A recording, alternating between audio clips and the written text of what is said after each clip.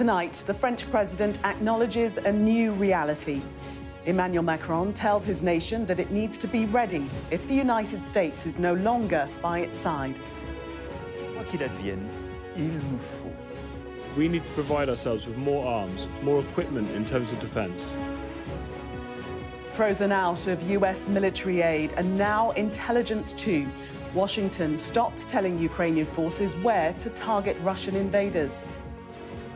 China warns it's ready to fight a trade war or any kind of war with the US after hitting back against Trump's tariffs.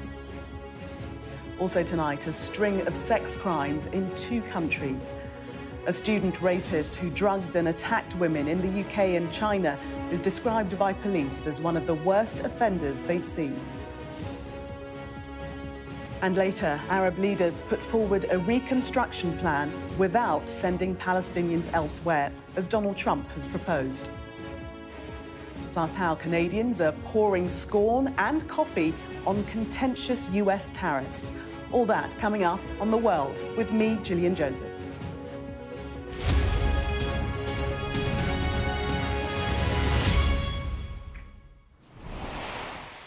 Good evening. The United States describes France as its oldest friend, but in the past few hours, the French president has laid bare how far he feels these long-time allies have drifted apart.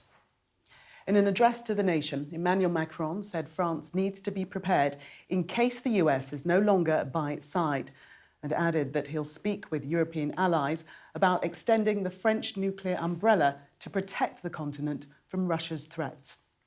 Earlier, the US left Ukraine further out in the cold, pausing intelligence sharing after halting military aid in an intensifying pressure campaign on Volodymyr Zelensky. And that appears to be working.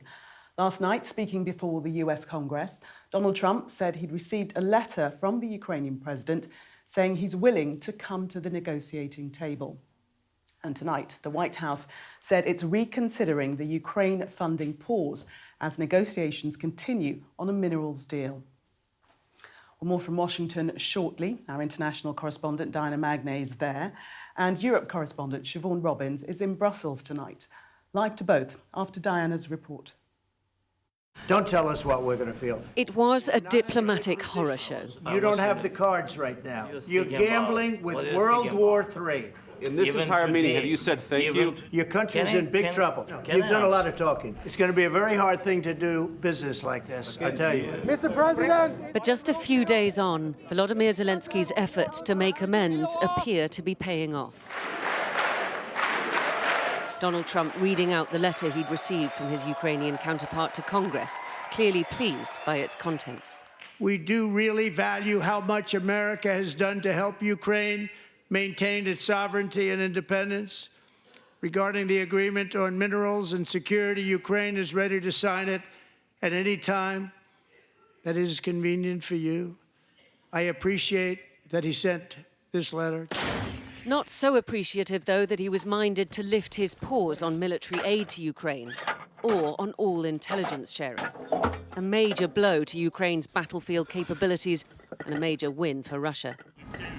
No real clarity either on how long this pause will last. We have taken a step back and are pausing and reviewing all aspects of this relationship. But I just got off the phone before I walked out here with my counterpart, the Ukrainian National Security Advisor. We are having good talks on a location for the next round of negotiations, on delegations, on substance. That may not mean a return to the White House for Volodymyr Zelensky anytime soon, but he will be in Brussels on Thursday to meet with European allies, and his evening address in Kyiv struck a more positive tone. Today, Ukrainian and American teams began working on an upcoming meeting. Andriy Yermak and Mike Waltz held talks, and we're seeing forward momentum. We hope to see the first results next week. Europe is scrambling to try and secure more military funding for Ukraine. The French president hosting Hungary's Viktor Orban at the Élysée Palace before giving this sobering message to the French people. Et je veux croire que les États-Unis resteront à nos côtés. I want to believe that the US will stand by our side, but we have to be ready for that not to be the case. We need to be able to recognise the Russian threat and better defend ourselves in order to deter such attacks. Europe is waking up fast to the new reality that is Trump's America, where a president flush with power seems to differentiate less and less between friend and foe. Live to Diana now in Washington, D.C. for us. And Diana, several developments today, as always, including the White House saying it's reconsidering the Ukraine aid funding freeze.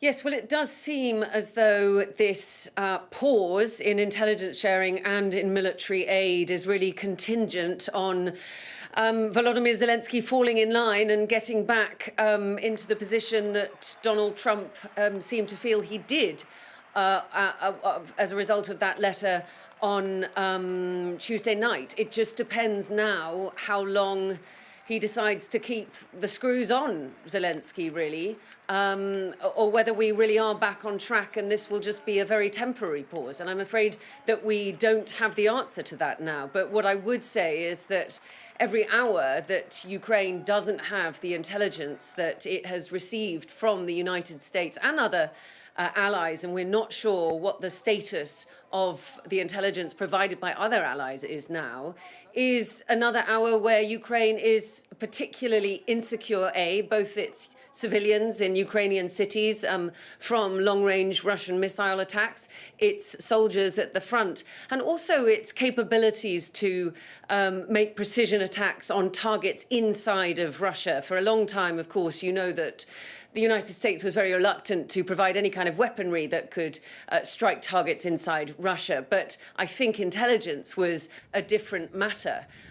But now the fact that that has been halted altogether is yet again a huge gift to Vladimir Putin for however long it lasts. And it comes on the back of a week where Pete Hegseth, the US Defense Secretary, also said that he would be stopping any kind of offensive cyber operations against Russia.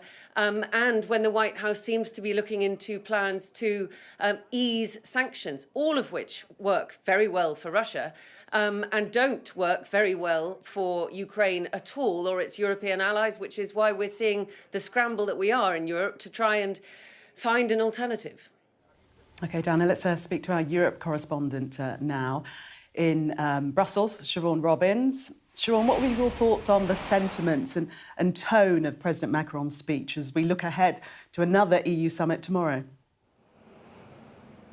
I think this was, for anyone who is still sitting at home thinking that peace across Europe is not at threat and that war will stay contained to Ukraine, this was Emmanuel Macron really underlining that they couldn't just stand by that thought anymore. He said that Russia is a threat to France and Russia is a threat to Europe, and then underlined the fact that just because there aren't troops in other parts of Europe doesn't mean that they aren't under attack. So, for example, interference in elections, hybrid war, cyber attacks, all of these things underline how Moscow, in his view, is attacking Europe day after day. And it's time, really, to step up. Now, interestingly, he underlined the fact that while he hoped the US would stand by their side, that they needed to be ready to live in a reality where that might not happen, saying essentially that though they'd been seen as long-term friends, that France and Europe wasn't really prepared to be the weak partner in that relationship. And as Diana was saying, it's really interesting that in just 46 days, Donald Trump has, after 3 years of war, really forced the EU's hand. They've been discussing really for the last 3 years how many of them need to boost their military. Some of them have, some of them haven't. And now they all seem to be coming to the reality that this needs to happen fast. Now, Emmanuel Macron also saying that Europe itself is not the sick continent in the world, that they can stand up for themselves, that their destiny doesn't need to be defined by the US or Moscow, and talking about the potential that they could discuss whether they need to extend France's nuclear protection to its European allies, because of course we have to remember that France is the only nuclear power in the EU now. So that's really interesting. I think that also underlines a bigger shift across Europe, and that's because the other big beast of Europe, which is of the EU, which is Germany, has also had this massive sea change following the election.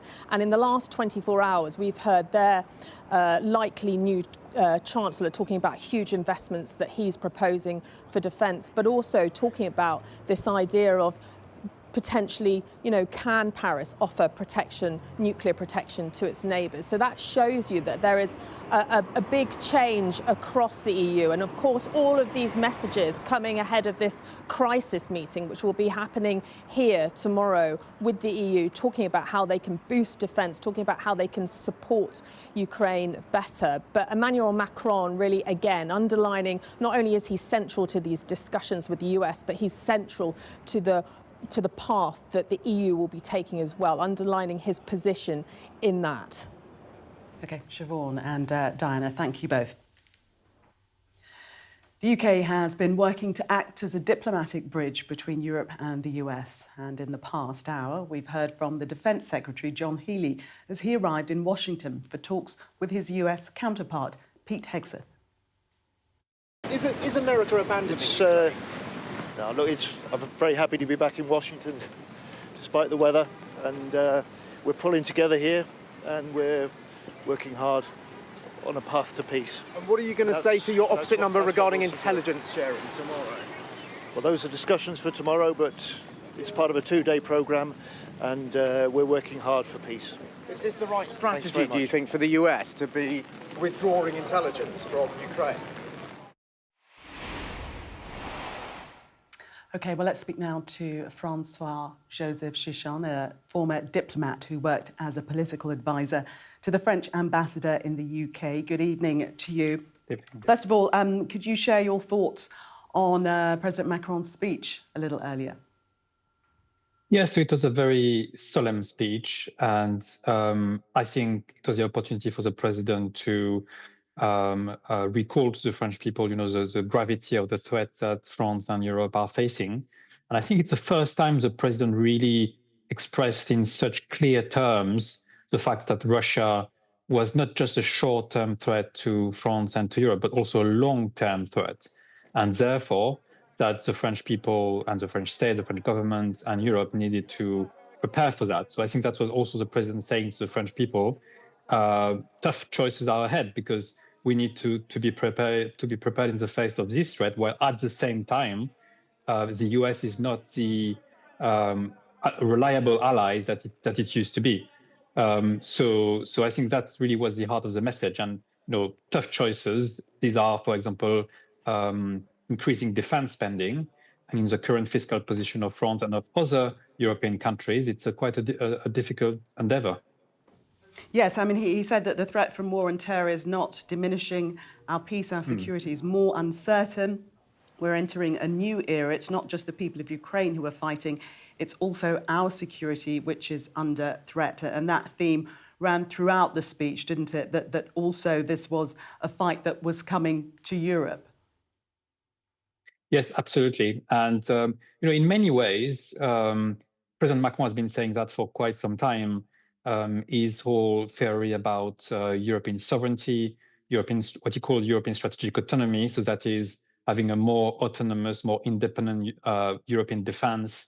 He has been saying that for quite some time. So the events of the past couple of years and more so over the past few weeks, with the US being appearing at least to be a less reliable ally to Europe as before, all of this has vindicated his approach to Europe. Now, the problem is he will have to convince other European countries, and in that situation, it will be difficult because there are many different views about the Russian threat. For example, I don't think Viktor Orban in Hungary or the government in Slovakia, for example, would agree with what the president has said tonight. We'll have to see what the new German government brings. So it's quite a difficult situation, to bring all of the European countries together on this and achieve meaningful decisions. I think this is partly what the important summit tomorrow in Brussels is about. It will be about, having an agreement on what the threat is and what the European response will be. And on issues such as defense funding, qualifying the threat that Europe is facing. There are different views around the table, and Macron will have a tough task to bring everyone together. And what about this line about the nuclear umbrella? Yeah, so that's something that has been discussed for quite some time, but is coming back into focus, obviously, with the current situation.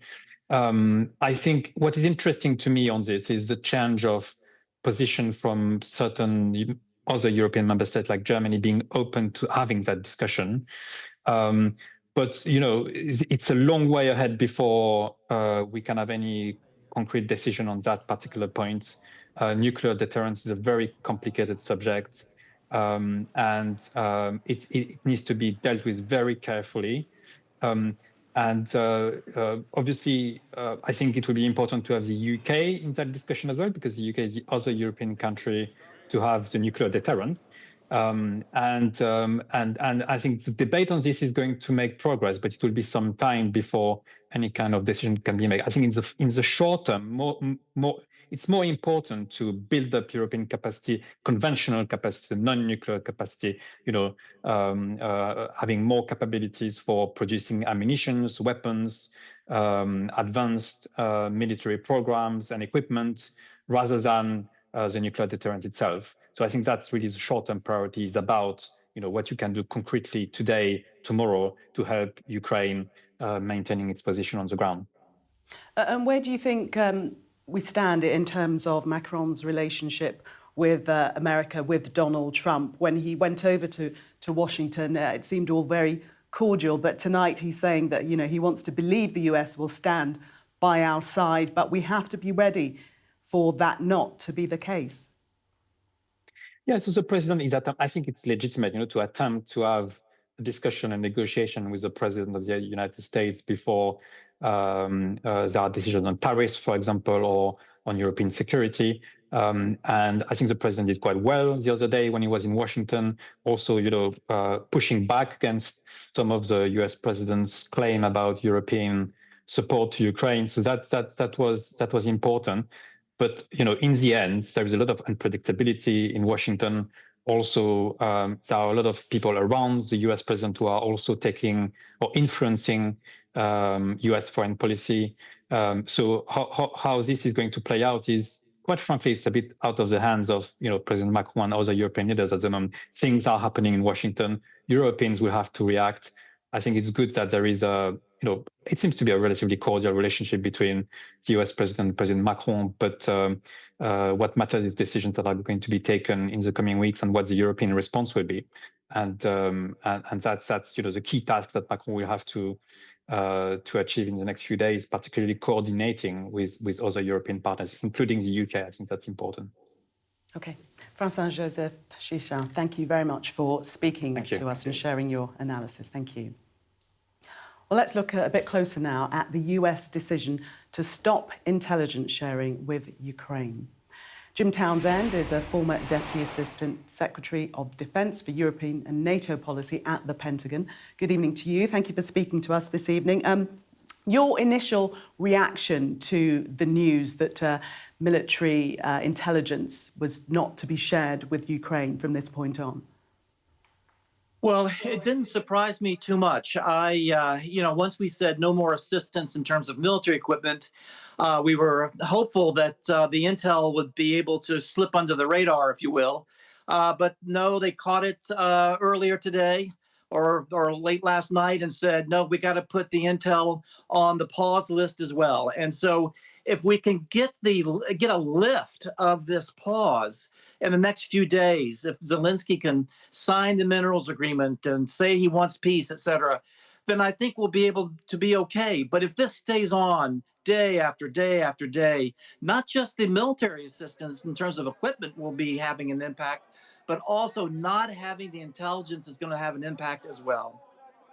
What impact will there be? How soon will it tell on the battlefield?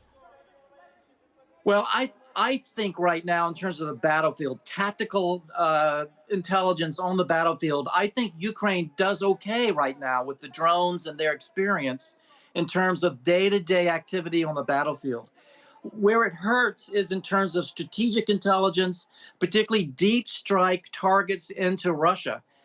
There's a lot of sensors and things that we have, some space-based, where we collect on the Russians. We know what these targets are. We can make sure that the Ukrainians have the the precision that they're going to need to strike those targets. So that's the kind of intelligence that Ukraine really needs. And maybe we can get some of the Europeans to fill the gap. But right now, it's mainly the United States that provides that kind of data. And does it? What I'm asking really is, does it have an impact from day one? Could they be suffering because of this now? I think they will suffer, not necessarily on day one, but on day 5, day 6, they're going to suffer, particularly if it impacts air defense. If they don't have the early warning in terms of Russian missiles coming over, so that the air defense can shoot those down. If there's that kind of thing, then they're going to feel that pretty quick. And so we can just hope that this is just a negotiating tactic that Trump is using, a horrible one. And that perhaps this can be lifted before there's much damage. But there will be damage in the next few weeks, next few days, if it involves air defense. Are you encouraged by the sounds coming out of the White House that the military aid could be restarted? Does that signal that also this might not be such a long pause in terms of intelligence? Well, my fingers are crossed. I think I have a little bit of optimism because we don't have the harsh rhetoric coming out of the White House the way we did just a few days ago, not just in the Oval Office, but both before and after that. There were some pretty harsh words coming out of Washington. I'm not hearing that now. During the State of the Union address, the president said some positive things about the letter he had just received from Zelensky. Some of the reporting that you've just done has shown that some of his aides are sounding a little bit more positive. So let's hope that this is being worked behind the scenes. Maybe General Kellogg is working this. Mike Waltz, the National Security Advisor, they're working behind the scenes to get this back on track. That's what I hope we're going to be seeing.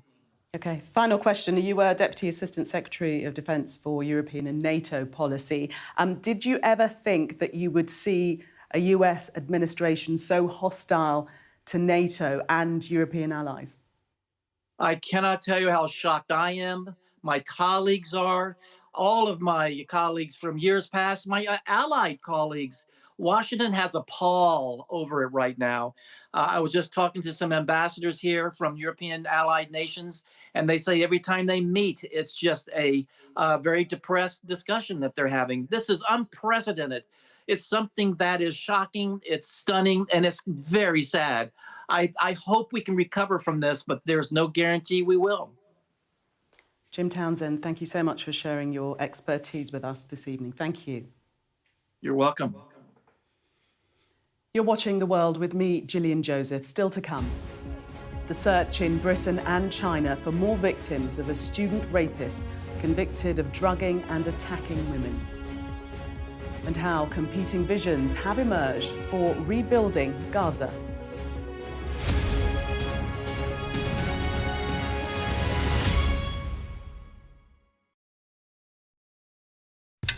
What's it like doing this kind of stuff when he's not here? Yeah, I miss him. He just inspired me to be a better person. He's shown us what living looks like in the toughest and most difficult of circumstances. I'm Greg Milam, and I'm Sky's Chief North of England correspondent. Mandatory evacuation, you must leave! For many people, Harvey is far from over. People here believe the water will be this deep for weeks.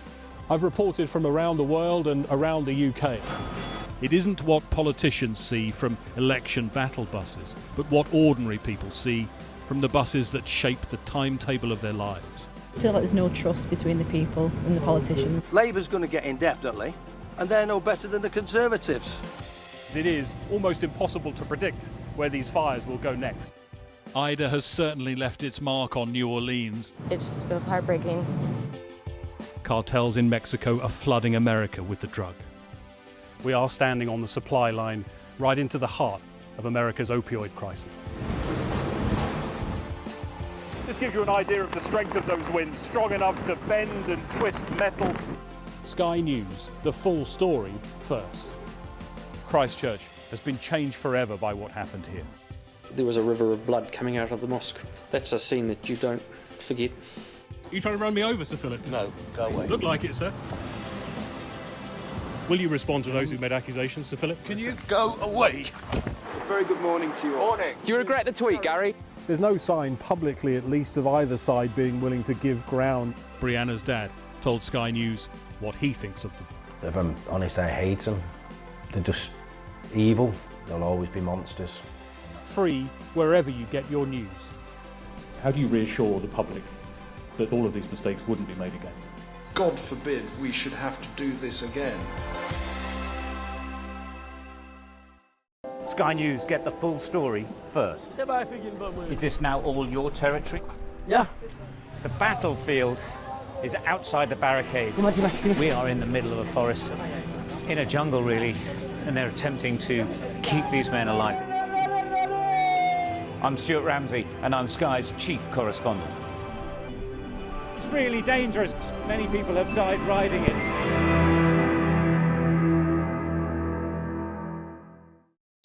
We are under Israeli military restrictions in terms of some of the things that we can film, but it's important to be in there.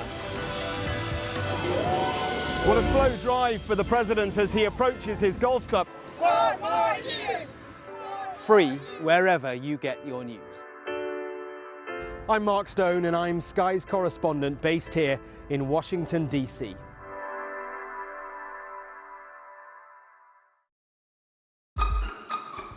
We've got your Sunday mornings covered.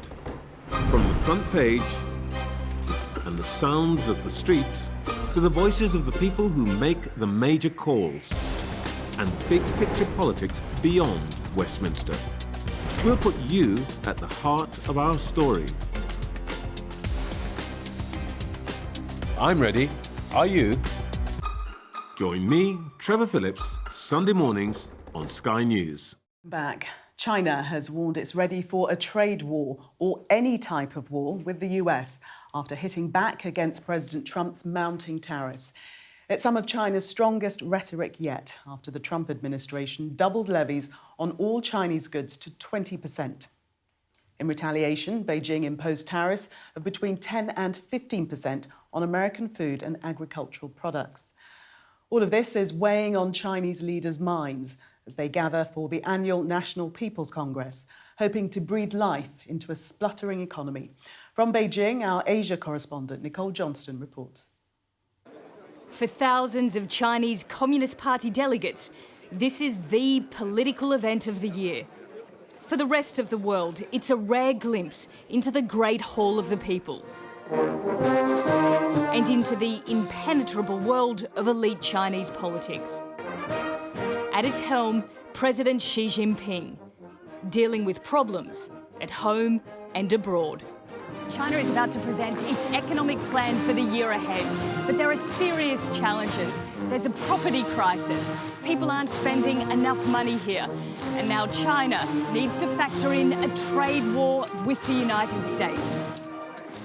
Its response to US tariffs has been swift and strong. For 2 days in a row, it's put out this statement.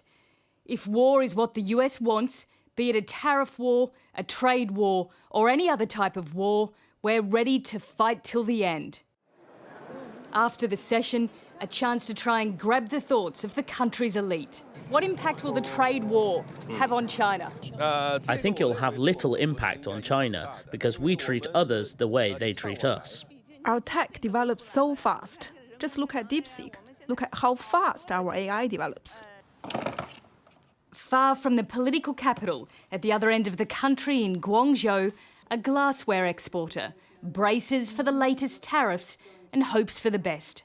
I think the people will discuss this at the beginning, but yeah, of course, 10% is a huge number. You know, some profit even lower than this, but we cannot change it. Just get used to it and let it be. However, it's not easy to let it be when old alliances are shifting and relationships crumbling. And in this new world, as China says, everything is changing fast. Nicole Johnston, Sky News, Beijing. They were crimes committed in two countries, thousands of miles apart. Today, a London court found a Chinese PhD student guilty of drugging and raping 10 women in England and China. The jury had to sit through harrowing videos of the attacks, which Zheng Zhou kept as souvenirs. And police are looking for another 50 potential victims. Amelia Harper reports. You Mr. Zhou, by any chance? At nearly 2 in the morning, police arrive at the flat of this PhD student. And your surname? Officers confirm this is Zheng Zhou, the mechanical engineer turned sexual predator. Yeah, can you show me your ID, please? Once inside, we see his unmade bed, the location for his prolific offending. OK, sir, I'm arresting you on suspicion of rape. The 28-year-old Chinese national came to the UK in 2017 to study mechanical engineering before beginning a PhD in London a few years later. He presented this image of a successful academic to the outside world, but inside he harboured dark sexual fantasies. After nearly 20 hours of deliberation, a jury found him guilty of drugging and raping 10 women between 2019 and 2023. 3 were attacked in London and 7 in China, all, though, appeared to be of Chinese heritage. Zhou is a clearly dangerous, predatory and cowardly individual who has deceived his way into the lives of his victim survivors and then incapacitated them before committing the most horrendous sexual assaults. Zhou lived here in southeast London during his PhD. It was while he was a student that he raped his victims, including one inside this building, while she was drunk and unconscious. And it happened here in this bedroom, captured on a camera he'd set up by the bed. How many videos do you have? Police investigated after one victim called them. No comments. How many victims are there? And the real answer to that No comments. was shocking. Police seized cameras and his phone containing videos and pornographic images of 9 of the women he attacked. The judge today labelling him a dangerous and predatory offender for doing so. On his phone, police also found images of a drug with the words "suitable for full-body anaesthetisation" on the packaging, as well as the tranquiliser triazolam. Police also found a box of items in his flat, items belonging to the women. Zhou claimed the sex was consensual. He said he liked rape roleplay, but some of the jury were in tears as they watched how one of those women begged him to stop. The material so explicit, the jury won't have to do jury service for another 2 decades. Despite the footage, 8 of Zhou's victims remain unidentified. For 7 of them, their horrendous ordeals took place nearly 5,000 miles away, somewhere in China. We were satisfied that the strength of those videos alone was enough to pursue a prosecution. In respect to the offences that occurred in China, because we were satisfied that Zhou qualified as a UK resident and that the offence of rape exists in China, we were able to authorise those charges as well.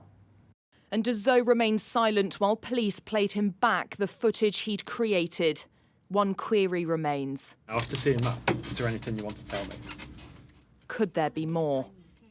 Ultimately, sadly, there's a far greater body of evidence as well, which we're still working our way through, which indicates that certainly as many as 50 other different women may potentially have been victims. If all these do bear out to be potentially serious sexual assaults or rapes, then ultimately this may make Zhou one of the most prolific offenders in the United Kingdom. This is the face of a man who's now at the heart of the largest current rape investigation in the UK. Officers have launched an appeal to urge anyone who might be a victim of Zhou to come forward. And in the meantime, they continue to look back at the material they found. The student becomes the studied. Amelia Harper, Sky News. This is The World with me, Gillian Joseph. Next up, the competing visions for rebuilding Gaza, what Arab leaders are putting forward as a counter-proposal to the US.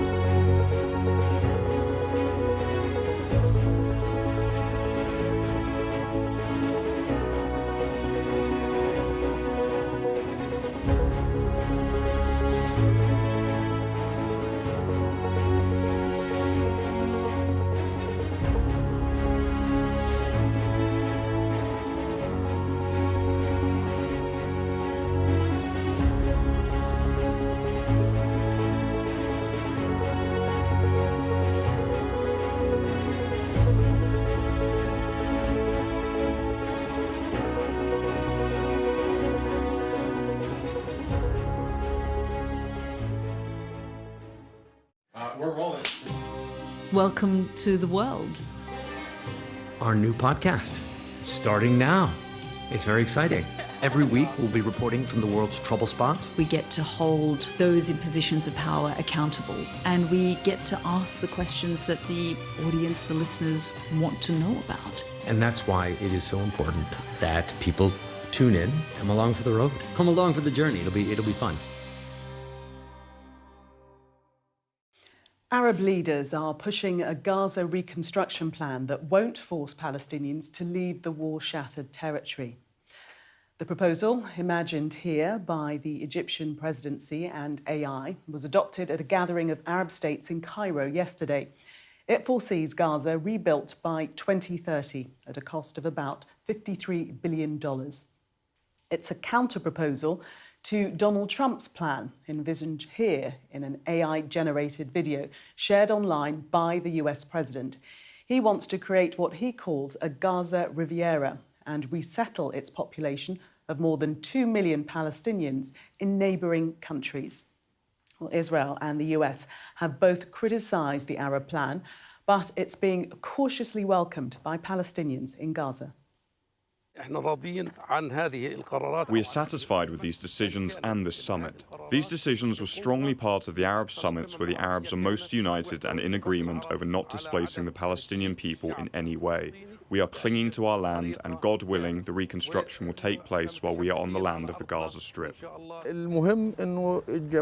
important thing is for the Arab countries to be serious and to be a real pressure card to implement this issue, rather than just take a decision like the thousands of decisions they have taken regarding our issue and the solutions they've proposed in previous summits.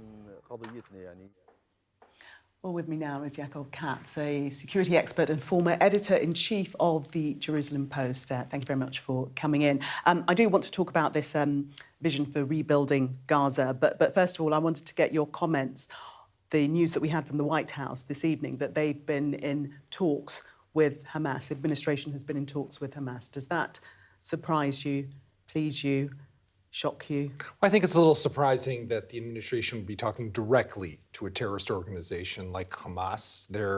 According to the reports, they've been speaking with Hamas about the particular fate of Idan Alexander, who's an IDF soldier, also a dual U.S.-Israeli citizen, and trying to secure his release. He's one of the 24 living hostages who still remain in Gaza, but still not something that was necessarily expected, a bit surprising.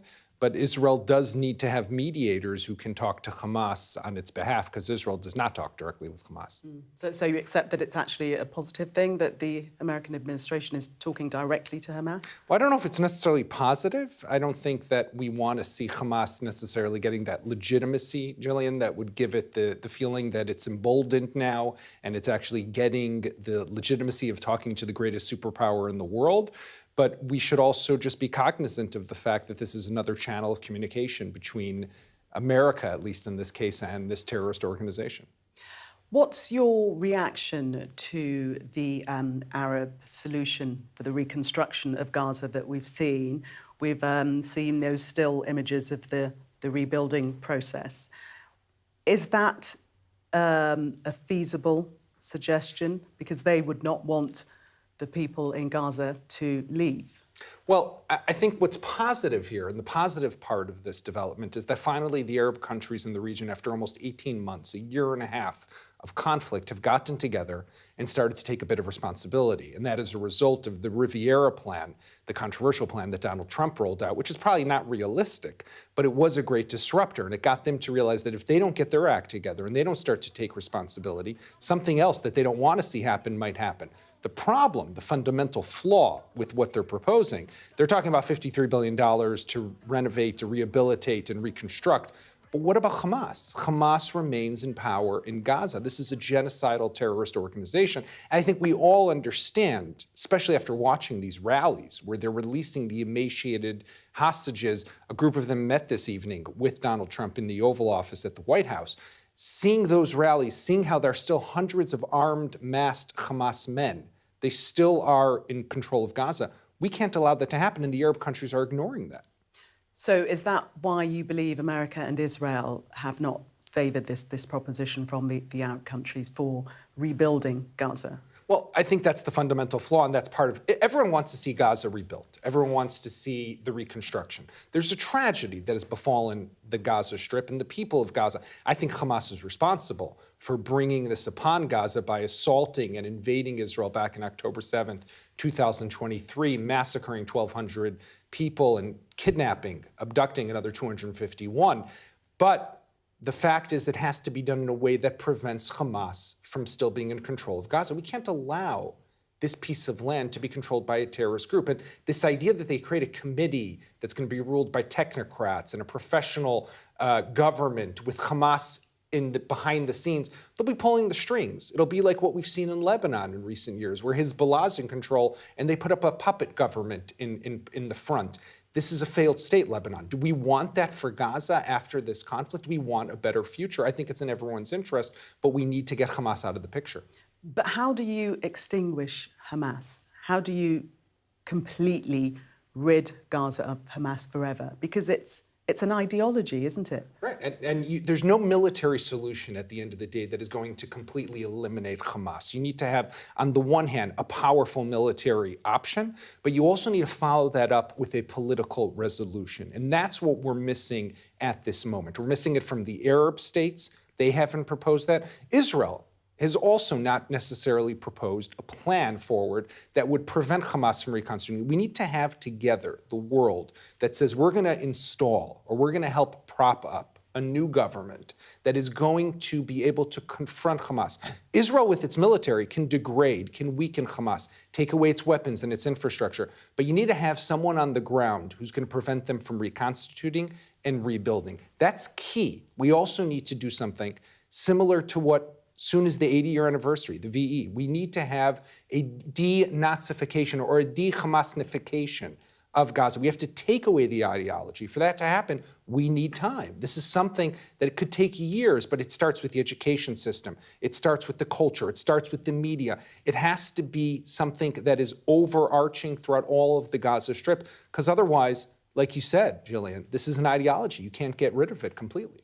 And that, from what you're saying, is re-education. That's the way to solve this problem, because there's a whole nother generation who will have been victims of the war. They will be growing up without parents, some of them, and will be growing up with hate. How do you get rid of that hatred and that division? Unfortunately, conflict also does brew hate. But, I'll just tell you this one scene that I saw recently when the Bibas family, that was Shiri, the mother, and the two red-haired young boys, Kfir and Ariel, their coffins were returned by Hamas. And you saw that some of the Palestinians brought their children to that rally, to that handover of coffins. Who brings children to a scene like that? That says something, unfortunately, about this society. That has to change. It has to change at the root, at the core. And for that to change, we need to have a global effort here that talks about the re-education of what's been happening, what's in the textbooks, what's being spoken about, what's in the cultural system. All of that has to be part and parcel of whatever solution we're going to bring to the table.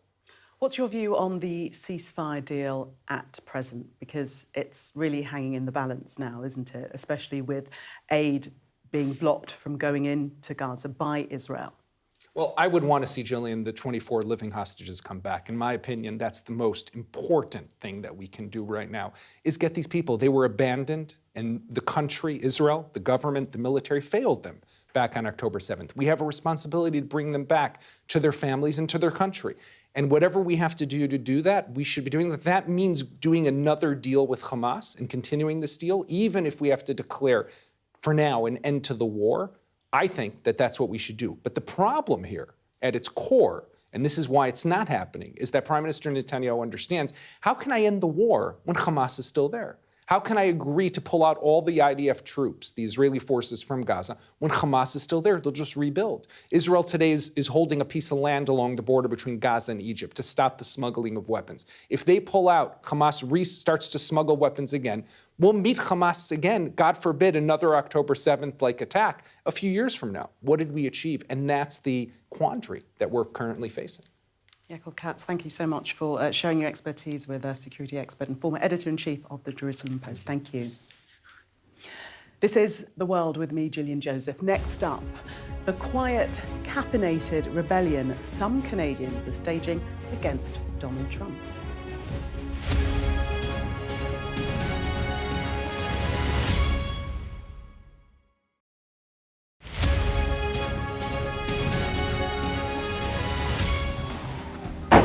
Hear that whistle and that crunch? We know that they're coming from the south of the city where there's a column of Russian armoury. I'm Alex Crawford and I'm Sky's special correspondent based in Istanbul. Look at that sheet of flames, and that has happened within minutes, and now it's coming from both sides, and it's moving this way.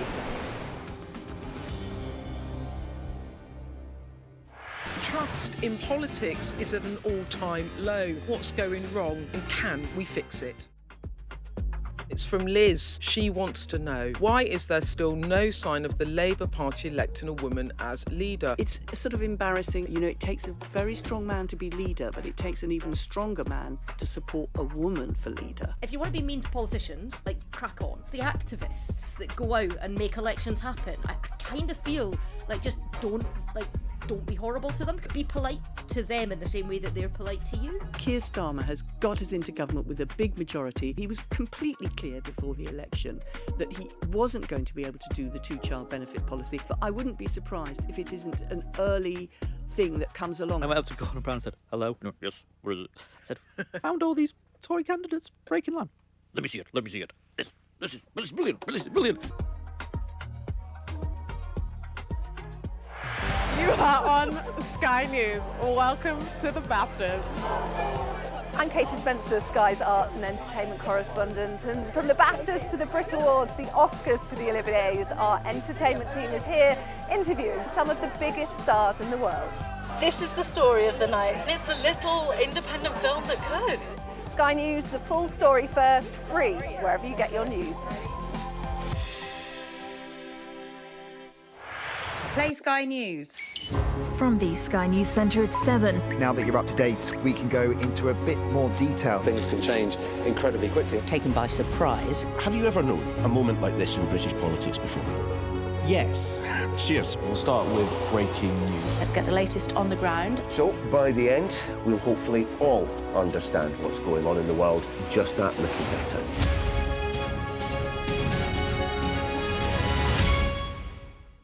Sky News get the full story first. Is this now all your territory? Yeah.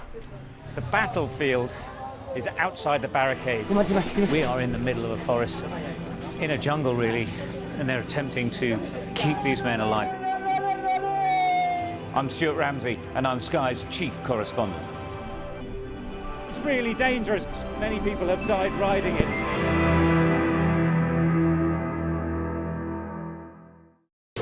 We are under Israeli military restrictions in terms of some of the things that we can film, but it's important to be in there. What a slow drive for the president as he approaches his golf club. 4 more years! Free wherever you get your news. I'm Mark Stone and I'm Sky's correspondent based here in Washington, D.C.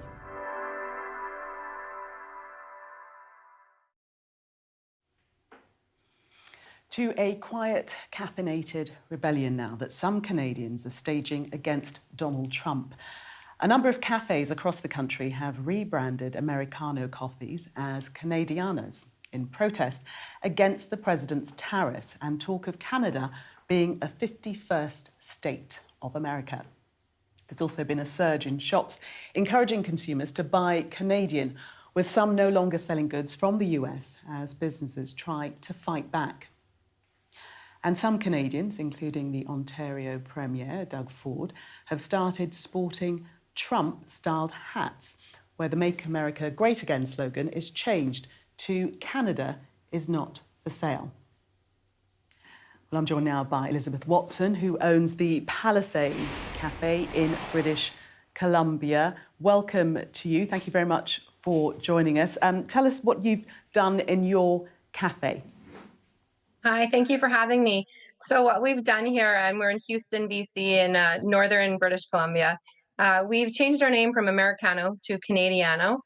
We saw it led on Instagram by Kicking Horse Coffee, which is a BC roasted company that we really respect and admire, and thought that would be a really playful way to support Canadian pride, as that's just a really big push right now, what we're seeing in our area. You say a playful way to support Canadian pride, but there's a more serious message, isn't there? Absolutely, yes. However, I feel like the day-to-day impact that we have when we're interacting with our customers is cheerful in nature. It gives a bit of a yeah, go Canada.